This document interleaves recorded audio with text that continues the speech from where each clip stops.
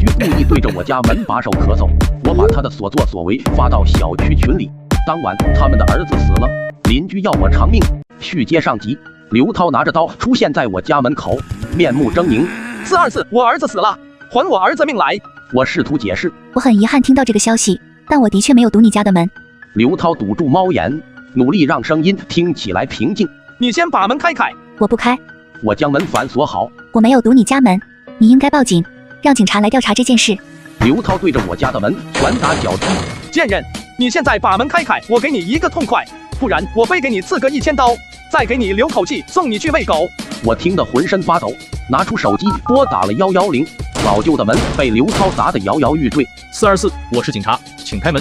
我赶紧戴上口罩，冲到门口，手已经挨到门把手了，察觉到了不对劲。突然，猫眼被刀刺穿，要不是我反应快，退开了，尖刀会直接刺爆我的眼球，戳进我的脑子里，冷汗已经浸湿了我的后背。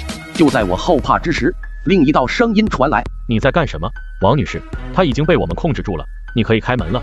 我小心翼翼地打开门，看到门外2个戴着口罩的警官，差点哭出来。警察同志，他要杀了我！刘涛被另一个警官摁在地上，闻言奋力挣扎。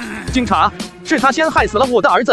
我们俩七嘴八舌，警官试图控制局面。你们俩一个一个说。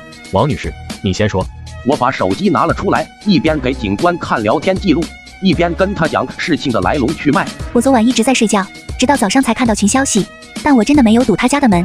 刘涛梗着脖子吼道：你放屁！你就是因为我老婆冲着你家的门咳嗽，记恨我们，所以才半夜反锁了我家的门。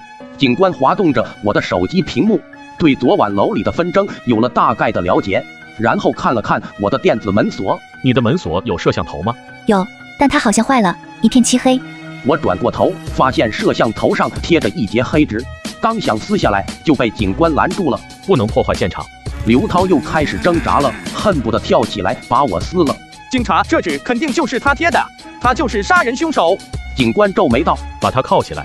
刘涛觉得自己受到了莫大的不公正。他才是杀人凶手，你们应该铐他啊！放开我！我知道了，你们跟他是一伙的，你们2个都被他收买了。警察无视刘涛的发癫，义正辞严：你们2个都给我回警局。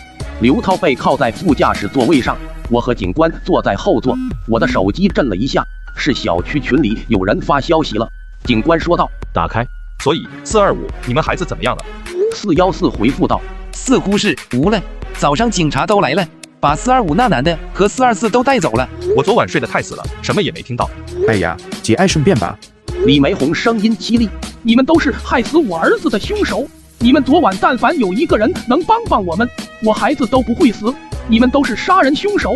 414说道：你男人打你和你儿子也不是1次2次了，你每次都在群里喊救命，最开始我们去帮你了，你第2天怎么说的？说我们多管闲事，这谁还敢帮你啊？李梅红还在控诉：凶手，反正你们都是凶手。没有人反驳，也没有人再表达同情了，这一家子人都不可理喻。警局里，警察盘问了我一上午，到现场搜查的警官也没找到我的可疑之处，然后嘱咐我不得离开本市后，就让我回去了。刘涛因为拿刀威胁我，侮辱警察，被关了起来。